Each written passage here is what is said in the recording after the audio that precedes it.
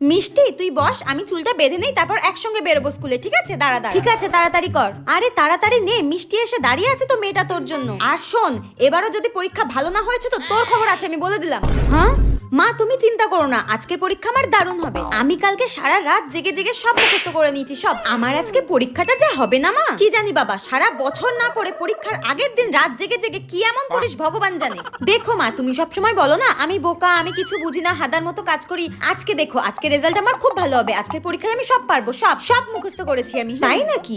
এই মিষ্টি শোন না, আমার স্কুলের ব্যাগে একটু বাংলা বইটা ঢুকিয়ে দে তো। স্কুলে গিয়ে যদি সময় থাকে আর একটু পড়ে নেবো, দেখবি তাহলে আরো ভালো রেজাল্ট করতে পারবো, ঠিক আছে? হ্যাঁ, বাংলা বই ঢোকাবো, কিন্তু আজকে তো ইংরেজি পরীক্ষা। হ্যাঁ, আজকে ইংরেজি পরীক্ষা? আমি তো সারা রাত বাংলা পড়েছি। কি? আজকে ইংরেজি পরীক্ষা আর তুই সারা রাত জেগে জেগে বাংলা পড়েছিস? তোর কাছে আমি